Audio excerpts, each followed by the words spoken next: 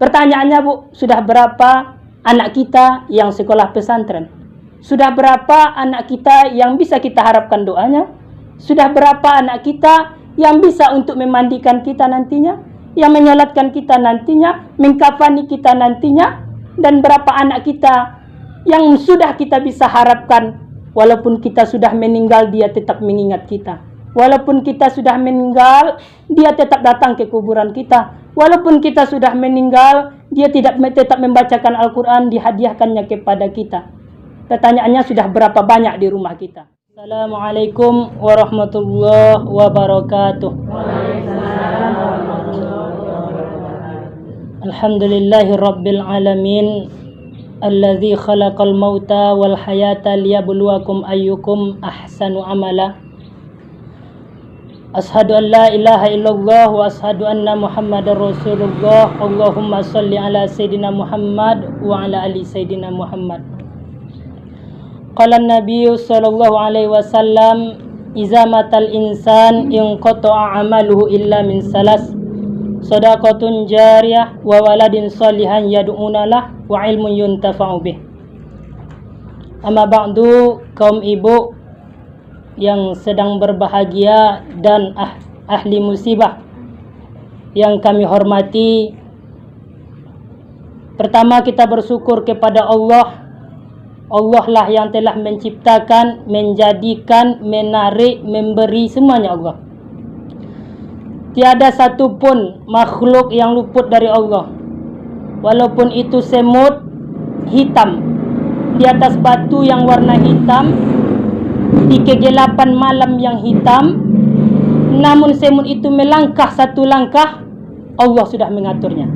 Apalagi kita yang besar daripada semut, langkah kita banyak orang mengetahui, apalagi Allah. Maka tidak ada sesuatu di dunia ini kecuali Allah sudah mengaturnya. Salawat beriringkan salam kepada Rasulullah junjungan kita dengan lafaz Allahumma salli ala Sayyidina Muhammad wa ala ali Sayyidina Muhammad. Yang sama-sama kita hormati kepada ahli bait, ahli musibah. Semoga dengan kejadian ini adalah berupa ujian dari keimanan, yang bagaimana kita menyikapi dari ujian ini, apakah bersabar ataukah mengamuk atau segala macam. Dari sinilah kita lihat.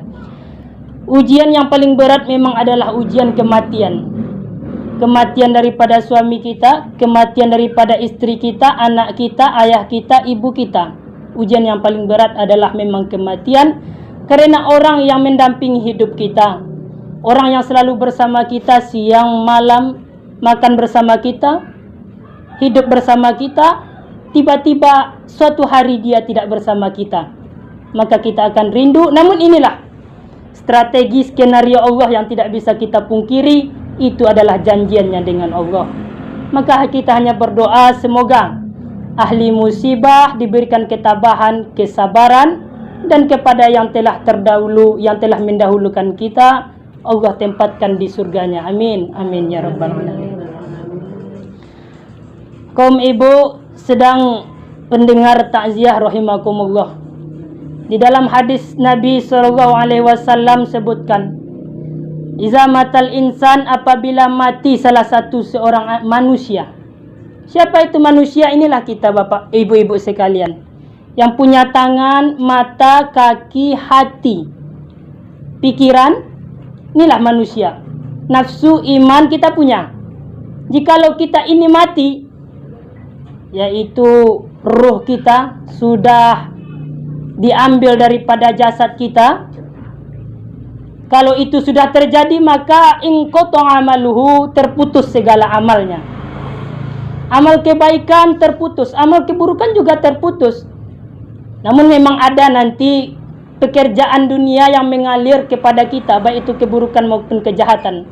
Namun ini yang dimaksud adalah pekerjaan amal apapun. Kita tidak bisa sholat lagi, kita tidak bisa puasa lagi, kita tidak bisa bersedekah lagi, jikalau kita sudah meninggal. Itu sudah pasti. Semuanya terputus, kata Rasulullah, illa min salas, kecuali ada 3 perkara yang ini akan abadi. Amal kita di dunia, perbuatan kita di dunia, namun pahalanya akan sampai, akan selalu mengalir walaupun kita di alam kubur. Apa itu yang tiga? Yang pertama adalah sedekah yang mengalir. Nah, bagaimana sedekah yang mengalir ini ibu-ibu sekalian? Yaitu ketika contoh ibu-ibu pergi ke masjid atau ke pesantren atau ke tempat pendidikan agama, lalu ibu meninggalkan 100.000, 200.000 uang ke pondok pesantren atau ke masjid contoh. Lalu orang masjid itu mempergunakan uang tersebut untuk membeli semennya. Dibelikanlah semen dari uang ibu ini untuk tunggaknya, untuk dindingnya, untuk lantainya. Lalu selama masjid ini berdiri, selama masjid ini dipergunakan, orang selalu sholat di dalam masjid ini, ibu sudah meninggal, diazab dalam kubur, menangis dalam kubur, tiba-tiba terhenti. Karena apa? Karena ada orang yang sholat di masjid tempat ibu yang bersedekah tadi. Nah, ini dia. Ketika orang sholat, pahalanya mengalir. Ketika orang membaca Quran di masjid tersebut, pahalanya mengalir. Ketika orang belajar di pesantren tersebut, pahalanya mengalir. Azab akan hilang, cambukan tidak akan ada lagi. Kenapa? Ini dia sedekahun jariyah. Dahsyat sedekah ini, ibu. Sehingga dalam Al-Quran diceritakan, seandainya lah, kata Allah, seandainya lah orang yang sudah meninggal di alam kubur itu boleh dibangkitkan kembali, dihidupkan kembali. Orang yang meninggal ini, ibu-ibu, mereka tidak ingin sholat, tidak. Mereka tidak meminta puasa, tidak. Namun jikalau mereka hidup kembali, yang mereka minta adalah bersedekah. Karena apa? Pahala sedekah ini tidak ada henti-hentinya walaupun dia sudah meninggal. Ini yang pertama. Maka daripada itu, ulurkan tangan, ringankan hati untuk memberi sesama. Pesantren, masjid, semua tempat yang berguna untuk agama Allah. Yang kedua adalah ilmu yang bermanfaat. Di mana contohnya kita seorang guru, terlebihlah di dalam rumah ini almarhum ataupun yang ditinggalkan ibu kita ini seorang guru dari kita. Dan insya Allah bapak tersebut, almarhum tersebut, ketika ilmunya kita amalkan, kata-kata bapak tersebut kita amalkan, maka pahalanya akan mengalir kepada almarhum tersebut. Ini dia ilmu yang bermanfaat. Walaupun kita meninggal, walaupun kita sudah tidak mengajar lagi, namun ketika orang mengamalkan ilmu kita, maka dia tetap mengalir dan dia akan bermanfaat walaupun kita di alam kubur. Selalu mengalir walaupun dia belum meninggal. Seperti ibu kita ini, ketika kita sholat dengan ilmu mereka, maka pahalanya akan mengalir kepada ibu ini, kepada almarhum tersebut. Maka paling tidak, walaupun kita tidak bisa untuk umat yang banyak, ibu-ibu, paling tidak untuk anak kita sendiri, ajari mereka Iqra, ajari mereka baca Al-Quran, ajari mereka sholat. Insya Allah itu menjadi amal ilmu yang bermanfaat bagi mereka yang menolong ibu ketika menangis di alam kubur. Ini yang kedua. Yang ketiga ialah anak yang soleh dan solehah. Ketika ibu menangis merintih kesakitan di alam kubur, bu, maka kita tidak kaya, sedekah tidak mampu, ilmu kita tidak banyak. Namun ada yang ketiga, harapan terakhir, yaitu anak kita, anak yang soleh dan solehah. Ketika kita meninggal, ketika kita menangis di alam kubur, hanya doa daripada anak yang kita harapkan, bu. Allahumma gfirli zunubi wali walidayya warhamhuma kama rabbayani shaghira. Doa itulah yang akan ibu tunggu. Harta yang banyak akan tinggal, akan dibagi orang. Rumah yang besar, orang yang menempati, bisa jadi dijual, bisa jadi bertengkar anak-anak kita karena harta. Namun jikalau anak yang soleh, inilah doa mereka yang akan kita tunggu. Pertanyaannya, bu, sudah berapa anak kita yang sekolah pesantren? Sudah berapa anak kita yang bisa kita harapkan doanya? Sudah berapa anak kita yang bisa untuk memandikan kita nantinya, yang menyolatkan kita nantinya, mengkafani kita nantinya? Dan berapa anak kita yang sudah kita bisa harapkan, walaupun kita sudah meninggal, dia tetap mengingat kita. Walaupun kita sudah meninggal, dia tetap datang ke kuburan kita. Walaupun kita sudah meninggal, dia tetap membacakan Al-Quran, dihadiahkannya kepada kita. Pertanyaannya, sudah berapa banyak di rumah kita? Dari 5, 6, 7 anak kita, berapa yang menjadi anak soleh dan soleh? Berapa yang sekolah pesantren? Inilah yang akan kita harapkan ibu-ibu, yaitu sedekahun jariyah, ilmu yang bermanfaat, dan anak yang soleh dan solehah. Terutama kepada ahli musibah, mudah-mudahan kedatangan kita ini menjadi si tawar si dingin, yang mana tadi hatinya gelisah, kesepian. Dengan kedatangan kita ini menjadi obat daripada kerinduan.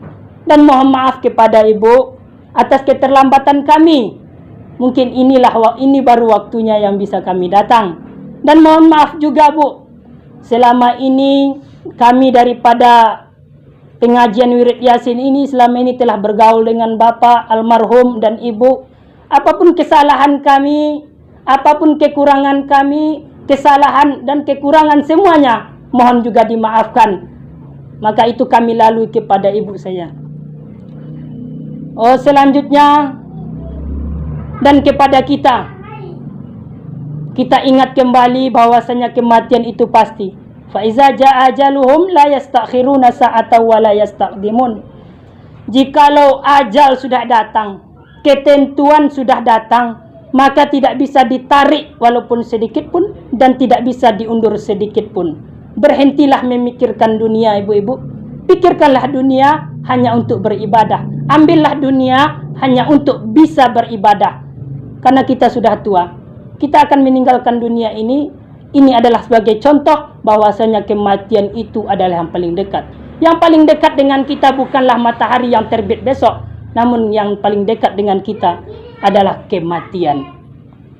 Maka dengan demikian, kepada kita semuanya, mohon kiranya ilmu Bapak tersebut kita amalkan agar menjadi amal bagi beliau. Semua kesalahan, kekurangan almarhum dan ibu tersebut kita hilangkan daripada mata kita, dari telinga kita, agar ilmu kita berkah. Itulah cara memuliakan guru-guru kita. Mungkin cukup sekian. Banyak maaf karena hari penamilas daulala. Palagolarku nakin sutik jolo perkenalan palagolarku Asmar Habibi. Asulang salah deh Bu Asmar Habibi. Asmar Habibi pala arti natong Asmar Habibi kekasih na lom-lom manis. Martina. Tamatan mon pesantren Darul Amin Setia Baru Ustadz Amin Tanjung. Sanari kuliah di Yaptip semester 4. Awak alak aik tolang. Najolo alak Pulau Panjang. Nah, itulah hikmah nasihat dari saya. Mungkin bukan nasihat lah, tapi saling mengingatkan. Mungkin ibu juga tahu, namun inilah saling mengingatkan sesama muslim. Banyak maaf, billahi taufik wal hidayah, waridho wal inayah. Wassalamualaikum warahmatullahi wabarakatuh. Waalaikumsalam.